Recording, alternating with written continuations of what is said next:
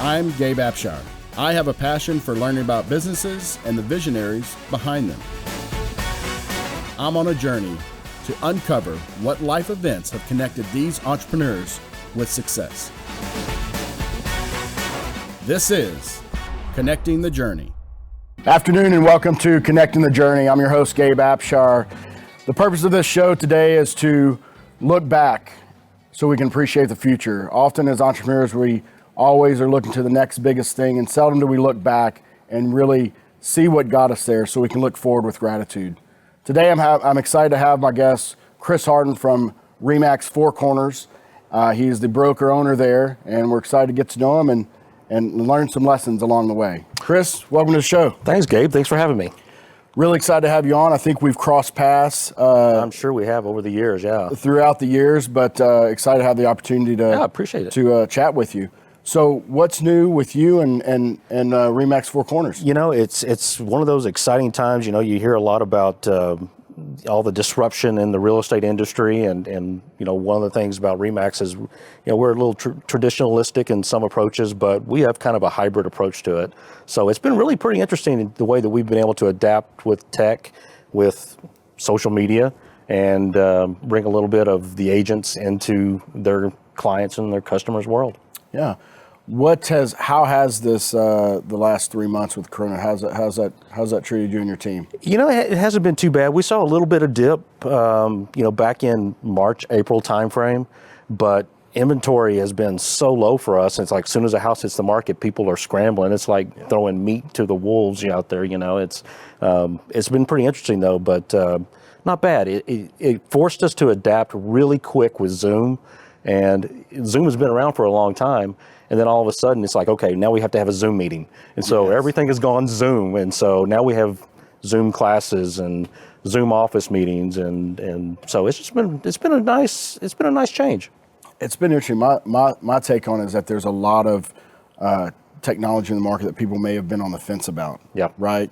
And then, you know, when this happened, we're kind of forced to embrace it. And Zoom's been great. I mean, people kind of get used to it, right? And I think there is a fatigue factor. I think sitting in a Zoom meeting may be more,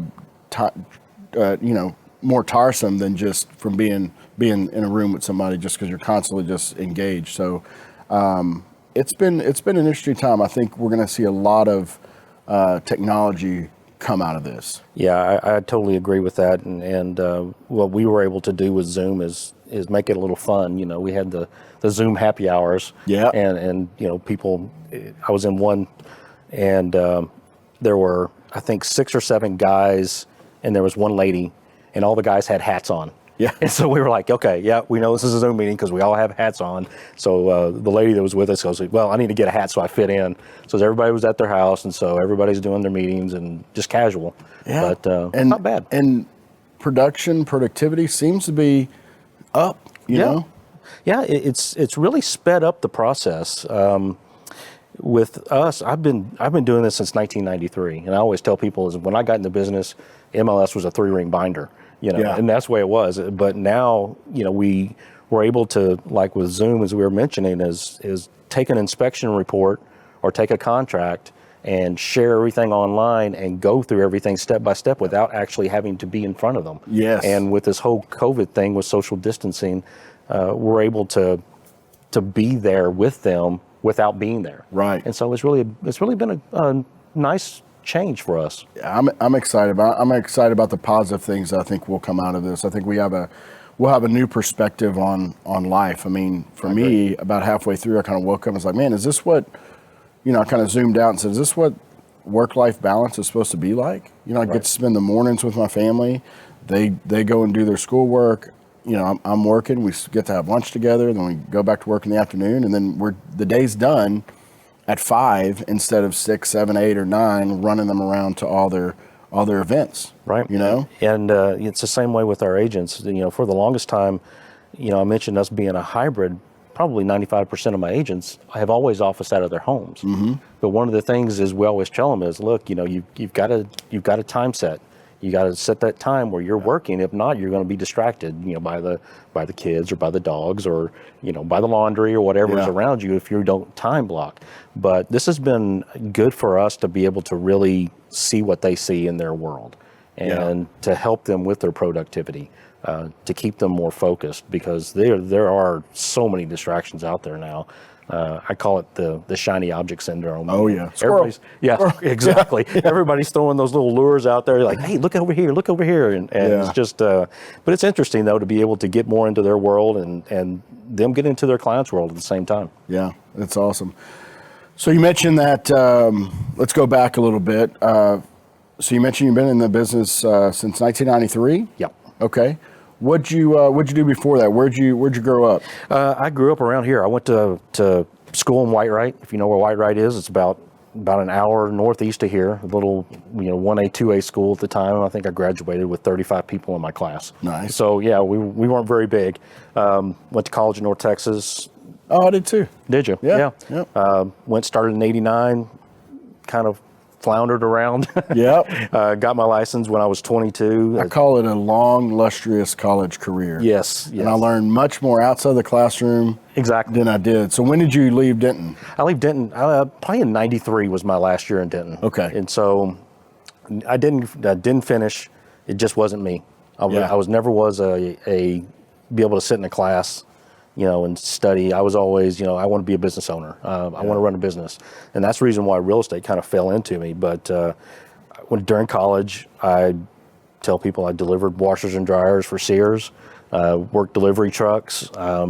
One summer I had some friends that were bricklayers and I laid bricks on houses. Yeah. So, I've kind of done a little bit all and got it and ran from it from there. Looking back at college, what's your biggest takeaway? What's the biggest lesson or a big lesson that you learned, or kind of that turning point that made you realize that you wanted to be a business owner? Probably looking at college, it was if I look back now, I probably should have finished, but I was always very, I need to do it right now. Yeah. I can make money now. Yep. And that was always my mindset, is I can make money now. And I did okay, but if I would have stayed and learned how to time manage myself a little bit better and focus on my goals for my 5-year goal instead of hey, in a year, this is what I want to do. Yeah. It probably would have helped out, but that was probably my biggest takeaway is looking back going, you know what, set your goals for 5 years. Don't worry about right now. Quit looking at right now. Think about 5 years from now. Yeah. And that's, I tell agents that today is don't look right now, set your goals. So true. Hard to do now, yes. Even harder to do as a 22-year-old. Exactly. Right. Exactly. So what made you commit to real estate? We were talking earlier and you told me that, you've been in it, how many years? Be 27 years this year. 27, and you mentioned something, you said, I knew I was going to be in it for the long haul. So what was that moment that made you jump into the real estate world? It was a time in my life where I loved buying and selling. I love looking at homes. Kind of like anybody who gets into it. They go, oh, I love looking at homes. I love buying and selling homes. But I love the opportunity about real estate. And that's what I always looked at was just the opportunity of looking at a piece of land even and saying, in this area will be great for a commercial development. This area, once it grows out, it's going to be a great commercial development area. And so I always had that aspect of looking at real estate beyond just the residential side. When I got into it, I didn't want to be a realtor my whole life. That wasn't my goal to be a realtor. It was to adapt myself to the business opportunities. Right. To be in the real estate industry, not to be a realtor. Exactly. Yeah. I mean, there's so many opportunities and so many different avenues that you can take in real estate. And that was always what has kept me into it, was just waking up every day not knowing what the opportunity is going to be. Yeah. So looking back when you decided to make the jump, who was some of your early mentors that helped you along the way?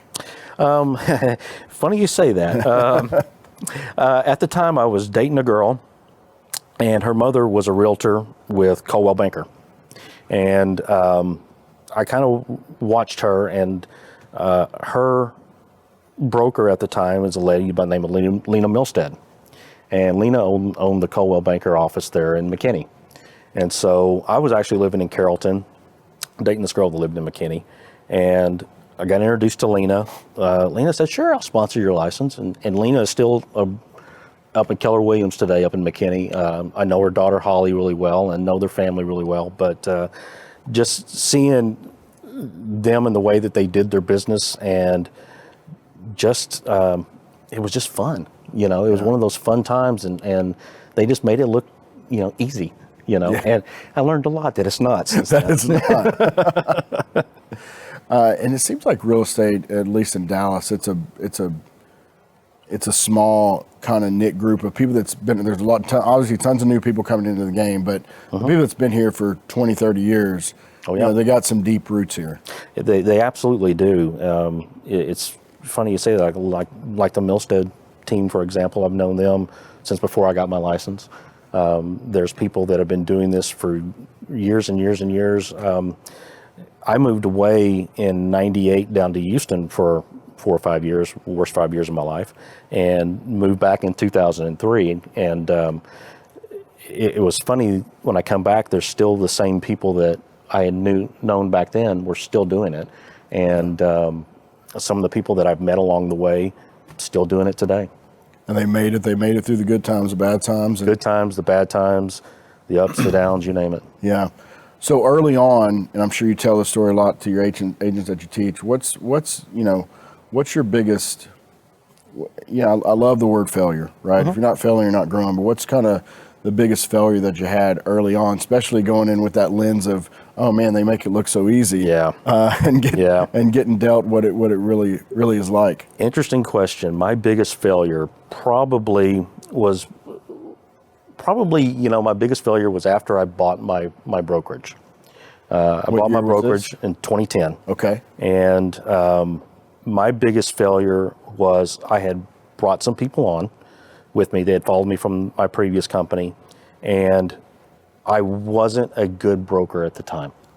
And I wasn't a good leader for them.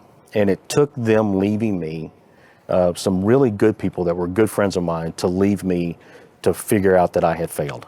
And figured out that I needed to adapt my way of leading, because I wasn't giving them someone that was the figurehead that they needed at the time. Too much of a friend, maybe. Okay. And I had to find more avenues for them, and that was probably my biggest failure, and not stepping up when I should have. So that was a hard lesson for me. But I still look back at that, and I almost daily. Sure. And so you went 93. Were you a realtor up until you bought that? Yeah, I got my license in '93. I joined Keller Williams in 2000 down in Houston.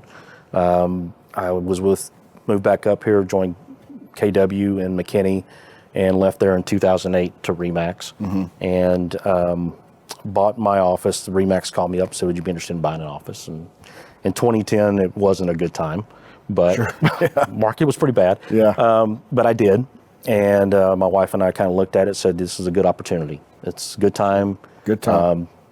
So we bought while the market was low. I think we came in with about 20 agents at the time, 16, 20 agents. I had gotten my broker's license in 2006, but stayed with KW. I'm one of those that I believe in a brand. I believe in having a name behind you. I like quality, and it's kind of like going to a grocery store. You can either buy your great value or the name brand. And so I'm always one I like the name brand. But it's funny to see you talk about the brand and the quality. It's funny to see how personalities, mix with certain brands. Good, bad, just indifferent, but certain personality goes with certain brands. So tell me this, what do you love about Remax? Because I think Remax is a brand that's been in the market for a while. Their agents are different, their brokers are different. What do you love about this company? I love the quality. I love, and it's funny, when I got my license, I called Remax and I said, "Hey, I want to talk to whoever I need to talk to about sponsoring my license." And they went, "No, you don't want to come work with us. We're only for top producers." Oh, because you were new. I was new, and they were like, it's X amount of dollars a month. You can't afford us. I was like, you're right, I can't. Yeah. And so it was always one of those, I always looked at it as, these are the top producers. These are the guys that are serious about the business. There's no messing around. And even to this day, it's funny, like I said, I left KW in 2008. And the first 30 days I was with RE/MAX, I got a call. And it said, I'm calling you because you're a RE/MAX agent. And I had never gotten a call about that, looking for just a RE/MAX or just a XYZ agent before. And just to have that just solidified that the brand works for me. And I'm one of those, I'm a numbers person. And so to me, when I look at the brand, whether it's RE/MAX, Keller Williams, Coldwell Banker, JPAR, whoever you're going to be with, I see that though you're exactly right. People fit within the cultures of those systems, but I'm one of those that I look at it as, that brand, whoever it is, better give me a return on my investment. Whatever money I'm paying to that brand better return something to me, or it's money out the window. Right. It's like buying a stock. Yeah. You're putting money into something, it needs to give you something back. Whether you're giving them $1, $1,000, it needs to give you something back. Right. So you talked about your folks leaving you in 2000 or early on. I mean, that was a big jump to go from a realtor to a leader. Right. Right. Did you have a team? Did you have any experience before you made that big jump? I had a small team, and I had been a part of a group that had owned another office prior. There was 5 or 6 of us running an office, and there was just too many hands in the pot. Yeah. And so it wasn't a good concept to do. So when we went into this aspect of it, we were going into it as, we're going to be the only owners. We're going to be the ones running this. There's nobody else going to be telling us what to do. There you go. And so we went into it. The problem that we had is that these people had followed me and they were friends. Yeah. It was a very friendly concept. And instead of me being able to bring quality to them, I brought a more friendly, hey, get to know my kids kind of thing. I want to know your kids instead of I want to know your business. Right. And so that was part of the aspect that I had to learn was I need to know your business, because your business, the reason why you're here is a goal for your family. And it's kind of like that life balance that you mentioned earlier is I want to know what your life balance is. Yeah. And part of that is how much business do you want to do? That's where I fit in. Sure. So I want to know how much business you want to do, whether it's 10 million or 2 million. Some people are comfortable doing 2. Right. Some people are not comfortable doing 10. So I need to know where you're comfortable at, what's comfortable for your family, because that's what reason why you're here with me. Yeah, you want to know their why. Yeah. Right? Because if you're trying to manage somebody to 10 million and they're like, whoa, this is all I need. I'm good because I'm very clear on what I need this money for, what I need this to mean in my life, so I can go focus on somewhere else that's more important. You got to know that, because not every agent is the same. Exactly. Right? They're really not, and it's funny. I had an agent join me in 2012. She came from a small boutique in Dallas, and she was doing about $6 million at the time. And she's still with me, but when she joined me, she had one transaction coordinator, and she was like, I want to do 20 million. I said, okay, you got the ability to do it, but you got to let go. Yeah. And one of the things I find out, especially about high A personality people, is it's hard for them to let things go. And her second year with me, she did like 19 million. Wow. And she was miserable. I mean, absolutely miserable. And so I had to tell her, I said, look, you've really you've got your systems in place, but you've got to hire people and put them in place and trust that they're going to do the work. Yeah. And if they're not, you need to replace them. I said, but once you trust them and you give them your systems, then they'll stay with you. And now she consistently does 25, 30 million a year, and she's got 6 or 7 people working for her. She's happy. Yep. She goes on vacations. We were talking earlier, you mentioned Napa. She goes out to the West Coast. She'll take trips, takes her team on trips, and she's completely happy now. Enjoying life. Yeah. When I look at the real estate industry and you mix that, or realtors, and you mix that with being an entrepreneur, it's really up there, because it's not, you've got a lot of stuff to do. If you're just a single agent, you've got a lot of hats to put on. And, I love the term unique ability, right? And you can't have that many unique abilities, right? I think realtors get in the business for a couple of different reasons. You know, they love looking at a house, they love helping people, they want the money, they want the lifestyle, but there's a lot of other things that come with it. I mean, you're running a full-blown business, all aspects of it by yourself. Absolutely. And when you come up in that, it's hard to let go. It is, and when you're successful, it's harder to let go. Yeah. You know, if you build your systems and then you trust that you're going to be able to hire talented people to run your systems, you're also trusting that they're going to stay with you when they get successful too. Yeah. And it's finding those mix of personalities that work. It's really hard for them to let go and trust. It's the trust factor that they have. And I always tell them, you know, look, you're building your own brand within a brand. Sure. And your business is going to be built your way. It's in your vision. So, but it's like you say, though, you know, realtors have 8 or 9 hats that they wear. You know, you're a janitor, you're a runner, you're an accountant, you're a marketing person, you're a listing coordinator. I mean, you can name it on and on and on. On and on, yeah. So it's really a hard business that people don't understand when they get into it. I taught a class the other day on lead conversion. And I said, you know, people get in our business about buying and selling homes. They love buying and selling homes. That's really a byproduct of really what you're in this business to do. You're in this business daily to generate leads. And the buying and selling of homes is just the byproduct of your lead generation. And that's the hardest part of our business. And buying and selling homes is actually easy. It's the lead generation that's hard. Yeah. If you look at the grand scheme of things, and there's so much competition in the market from the iBuyer programs, and there's so much pressure for realtors to show value. Absolutely. In what they do. And you talked about it's not a transactional business, it's a relationship business. Absolutely. So mentor early on, you've had to, and I know that RE/MAX is a great company. Who was your guy? Who was your person that kind of helped you through that time? A buying the brokerage. I'm sure they didn't say, "Hey, here you go." Right. You know, good luck. And then, you know, when you had that failure, people leaving you, who'd you turn to? You know, I had a couple of people that I turned to. When I bought the brokerage, you know, I bought it from David Kraft, from David and Galen Kraft. They were running it at the time, and David, he goes, I'm good at I'm good at buying and selling homes. You know, you run the brokerage, I'm good at buying and selling homes. So David helped me transition into the broker side of it, because he relayed some information like, you know, hey, you may want to try this, you may want to do this. And so he helped me out through the initial phases of coming into a blind area, because it's really funny is that our first time in the brokerage, he introduced me at the office meeting. And as we're sitting there, we're sitting next to an agent that we've never known before. She's actually our buyer's agent now.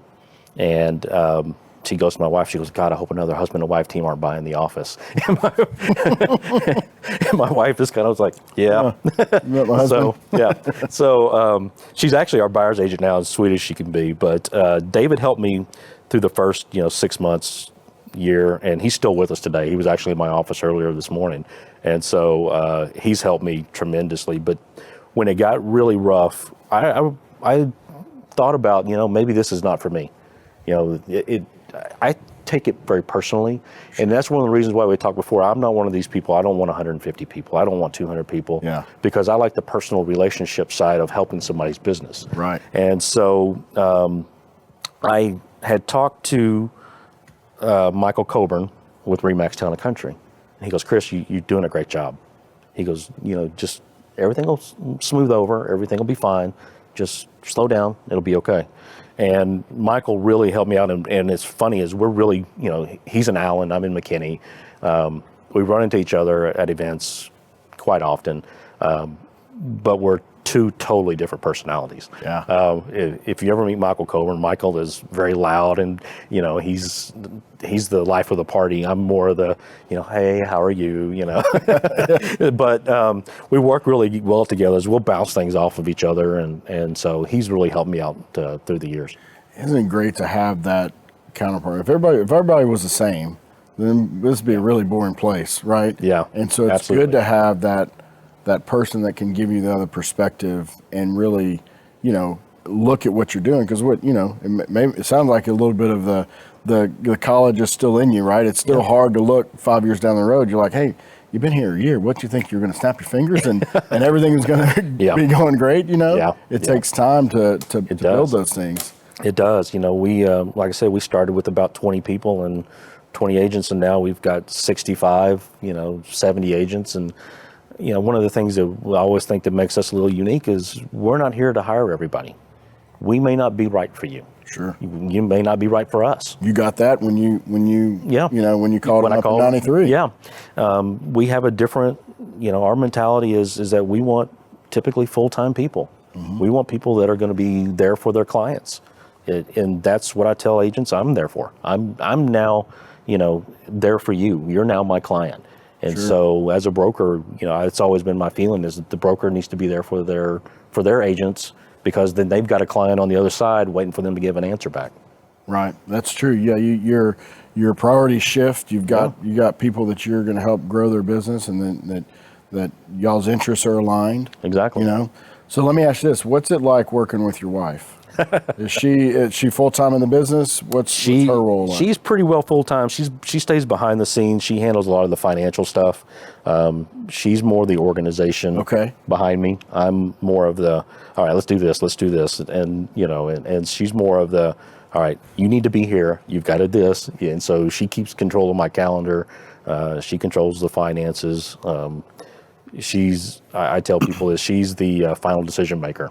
So nice. Yeah, I'm kind of the mouthpiece. Yeah, I like we in our business we run an operating system called EOS, Entrepreneur Operating System, and they have a visionary and integrator role, and I think it applies a lot to the real estate world, because you have that visionary integrator role, but then the big concept is unique ability, meaning that you can't do it all yourself. Right. And so you see the successful teams have something like this. You have a visionary, the guy that's out there that's making stuff happen. You have somebody behind the scenes organizing, but then you have a team that you're gonna go and get those leads. You're gonna push them out to, and that's really how I've seen it.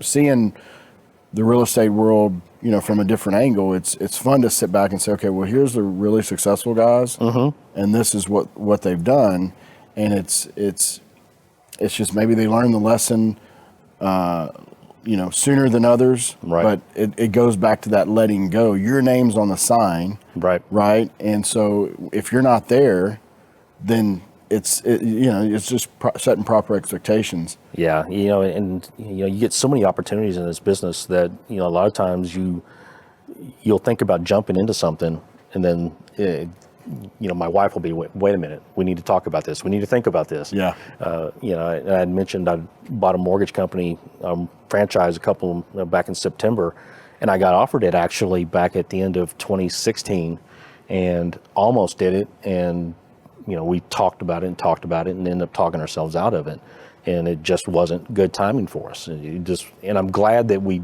didn't do it then. Sure. We weren't in a good position to do it. Now that we've done it, we're a little bit more prepared.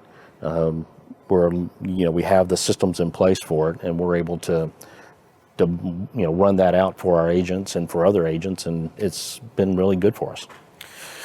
Yeah, timing's everything. It's interesting. You look back and you go, you regret that decision, but when you again zoom out and look at it, like it just wasn't the right time. Yep. Now you can focus on it and give it the attention it deserves. What would you tell? I'm fascinated with the concept of unique ability and kind of letting go and staying in your lane. What would you tell an agent that's at that point, right? They want to grow, but they know that they can't do it all themselves. They're the brand on the sign. They feel that pressure of, well, I've got to show up. They think they're calling me, and I can't pass it along and grow my team. So what would you tell them? That you've got to trust your systems. You've got to trust what you've built. If you put everything down on paper, if you put your systems down and you train your people right, then you've got to trust it. If it's something that's worked for you in the past, that once you train someone to do that, you make sure and you hold them accountable to it. Yeah. It's just like any job. If you hire someone to do a job, whether it's being a realtor or being a cashier, you train someone to be a cashier at your restaurant, that's their job. And you make sure that they do it correctly. Yeah. If they don't do it correctly, you find someone else who will. Right. The problem with our business is that there's 40,000 other realtors in DFW. Yeah, it's easy to find a realtor. Yeah. So it's making sure that you have the systems in place that people want to trust you and your people. Yeah. And so, yes, it's you that has to answer the bell when there's a problem, but you make sure you have the people in place and everything will be fine. Yeah. Trust. It's hard to let go. Yeah. It is. Also, going back to timing, it's I think when you know, Yeah. right? You do. I've got one good team that, she started out as a buyer's agent and now has 6, 7 agents under her as team members, all the way from Fort Worth to Denison, and she's growing like crazy. And part of it is that she's had to find her systems, put them in place, find the lead systems that work for her, that she's able to keep them happy. And as I term it, she's the rainmaker. Yeah. She's the one that's out there, generating for them, and she puts the people in place. And I've told her in the past, if someone is not converting for you and is not building your systems and working your systems, you've got to find someone else who will. Yeah. Let me ask you this: what's the 3 things you're most grateful for in your life right now? I'm grateful for my faith. That's the number one thing. I was not the most faithful person growing up. I fought religion, but it's taken me years to get there. But my faith is probably my number one thing that I'm probably most grateful for. My wife sticking through me through the hard times. And I always tell people is that if she wasn't scared of change, then I may not still be here together. But she has stuck with us, and I'm grateful for the trust people put into me. I love seeing people succeed, and I don't need to be the one that gets all the accolades. It's not about me. It's about seeing them succeed. And to be honest, when somebody trusts me with their business, that's one of the best things to me. It makes me feel happy, like I succeeded now. Nice. Now I've got to make sure that I come through for them. It sounds like you're in a good spot from 10, 11 years ago when you jumped into this, and you much better. You had that. It just takes time to transform and to look at things differently, and your gratitude comes from helping other people. That's amazing. Oh, absolutely. And it's amazing the people that have stuck with me, that I look back, and even the people that have left and gone to other businesses are still friends. Yeah. I tell people is when somebody leaves me that, what, I wish you the best of luck. Sure. I'm never going to burn a bridge for you. If something doesn't work out, I want to be here. Even if you have a problem and you can't get hold of somebody, call me. Yeah. I still want to be here. Man. Relationships. Yeah, it's all about relationships. Yeah. And like I said, our agents, we try to build a relationship with them. We want to know their business, and we want to know, we have a good relationship with them. Yeah. Well, tell me what's on the horizon for you and RE/MAX Four Corners. Right now, we're developing a little bit. We bought an office building last year, and so we're growing into that a little bit. And so with things starting to loosen up and people venturing out a little bit more, we're looking to kind of build. We're building the mortgage company within there, looking to expand that a little bit. But right now, we're not a big recruiting company or recruiting office. We try to recruit organically. Yeah. And so, my thing is, if I can grow 5, 6, 7 agents a year, completely happy. Trying to attract good talent. Good talent, that's all we want. With the quality. Yep. I love that. Yep. Chris, thanks for taking some time to look back and tell a little bit of your story. It's always fun for me to see where people have come from and why they're in the position in today. And so I appreciate you taking the time. It's been fun, Gabe. Thank you very much. Thank you. Thanks for spending some time with us on Connecting the Journey. My name is Gabe Abshar. Let's look forward with gratitude. Thanks.